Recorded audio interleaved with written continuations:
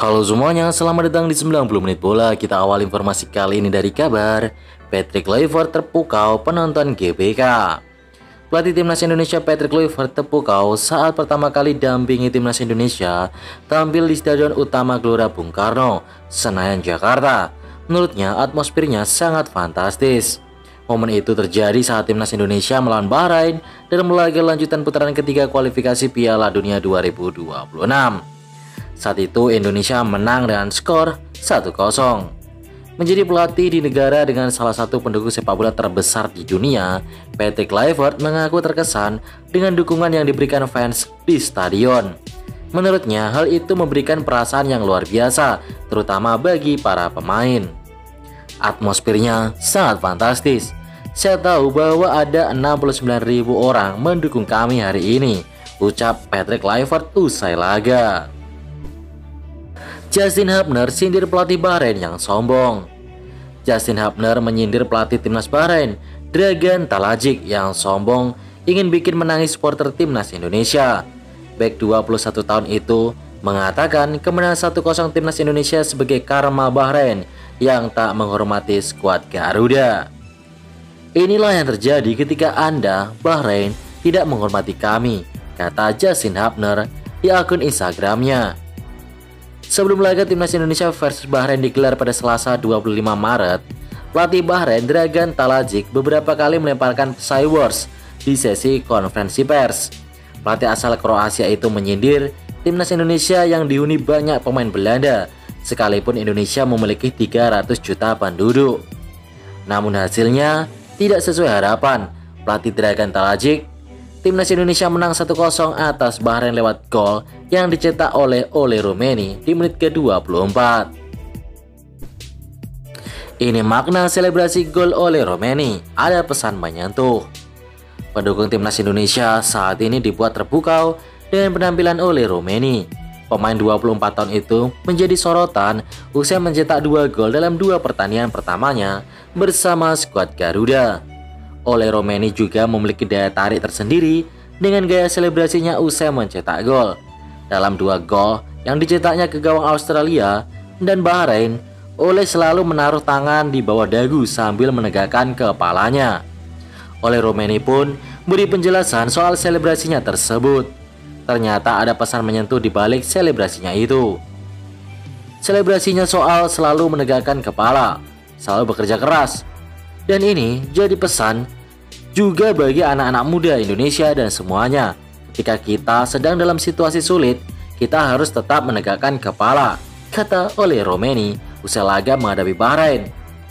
Sebagai bagian dari generasi muda, Ole Roumanie ingin memberikan pesan melalui sepak bola. Menurutnya, selebrasi tersebut dapat memberikan motivasi kepada semua orang di Indonesia untuk tetap percaya pada diri sendiri. Kabar buruk, Marcelino Ferdinand dipastikan absen versus China. Marcelino Ferdinand dipastikan absen saat timnas Indonesia menjamu timnas China di match D9 grup C kualifikasi Piala Dunia 2026 zona Asia yang dilangsungkan di Stadion Utama Gelora Bung Karno pada Kamis 5 Juni 2025. Penyebab Marcelino absen karena pesepak bola 20 tahun itu telah mengoleksi 2 kartu kuning. Sesuai regulasi AFC, pemain yang mengantongi 2 kartu kuning harus menjalani sanksi skorsing 1 pertandingan. Alhasil, pencetak 2 gol timnas Indonesia ke gawang Arab Saudi itu dipastikan absen saat timnas Indonesia menjamu China 2 bulan lagi. Absennya Marcelino praktis sangat disayangkan, sebab Marcelino Ferdinand telah membentuk kolaborasi apik dengan Ole Roumanie di lini depan timnas Indonesia.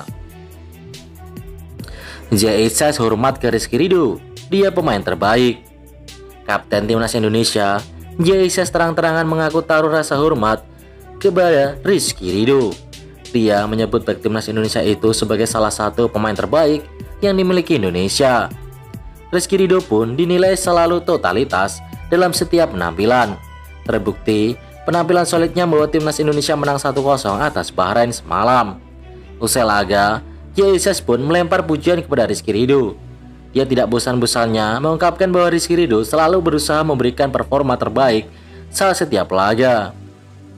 Sudah berkali-kali saya bilang di interview bahwa saya taruh rasa hormat yang besar padanya. "Selamat buat Rido, dia salah satu pemain terbaik yang kami miliki," kata Jesus usai laga. Ole Romeni ketagihan tak sabar main lagi buat timnas. Ole Romeni mengatakan sebuah pengalaman luar biasa buatnya bermain di hadapan puluhan ribu supporter. Hal itu pun menjadi hal yang sangat spesial buatnya bersama tim asuhan Patrick Kluivert. "Rasanya luar biasa bisa menang di sini, supporternya luar biasa. Saya belum pernah melihat hal semacam ini," kata Ole Romeni usai laga. "Meskipun ini baru satu kemenangan, akan ada tujuan besar yang kami raih lagi ke depannya," tambahnya mengatakan. Para pemain timnas Indonesia akan kembali ke klub masing-masing usai laga tersebut. Dalam laga terdekat, timnas Indonesia akan menjamu China di SUGBK pada 5 Juni 2025 mendatang. "Kami tidak sabar dengan jeda internasional berikutnya. Kami sangat percaya diri dan saya tidak sabar menatap pertandingan selanjutnya," ujar Ole Romeni. Trivela Ricky Kambuaya jadi sorotan fans timnas. Dalam situasi serangan, Ricky Kambuaya yang berada di area kiri penyerangan timnas Indonesia melihat ada Eliano Reinders di kotak penalti Bahrain. Tanpa pikir panjang, pemain yang telah mencetak 2 gol dalam 5 assist di Liga 1 ini langsung melepaskan umpan Trivela menggunakan kaki kanannya. Alhasil bola pun melengkung dan masuk ke kotak penalti Bahrain. Bola sebenarnya berhasil dikuasai Eliano, namun tendangan pemain Pek Zule itu masih melambung di atas mister gawang Bahrain. Meski gagal berujung gol, umpan Trivela Ricky Kambuaya ramai dipuji. Ia disebut sebagai gelandang lokal terbaik kita, sang mutiara dari timur, Ricky Kambuaya. Arema FC beri libur dispensasi buat 2 pemain asing. Arema FC sudah kembali berlatih sejak Sabtu 22 Maret. Latihan tersebut digunakan untuk menjaga kondisi fisik pemain. Ahmad Al-Farisi dan kawan-kawan mendapatkan libur selama 8 hari setelah menjalani pekan ke-27. Hanya saja, sudah 3 kali sesi latihan berjalan, skuad Arema FC tak kunjung lengkap.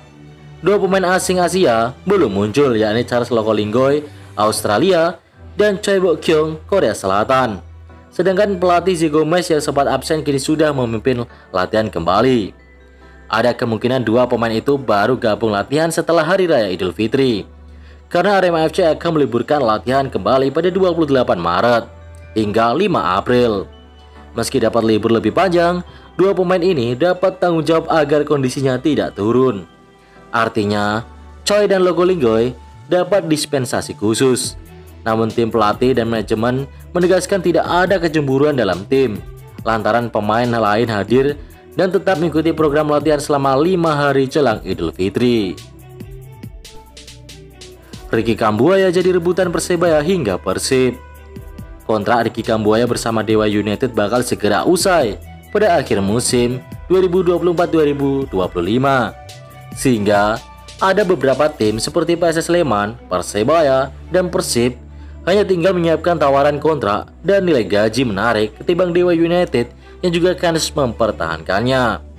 Menarik dinantikan, apakah Ricky Kambuaya bakal mempertimbangkan untuk menerima pinangan PSS, Persebaya, atau bahkan Persib di awal musim depan, atau justru bertahan di Dewa United.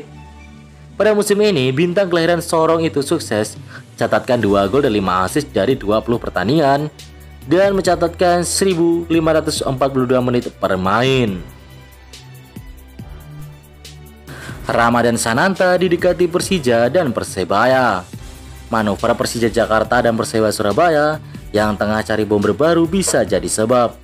Sebagaimana diketahui, Persija Jakarta bisa saja memainkan opsi duet penyerang lokal dan juga asing musim depan.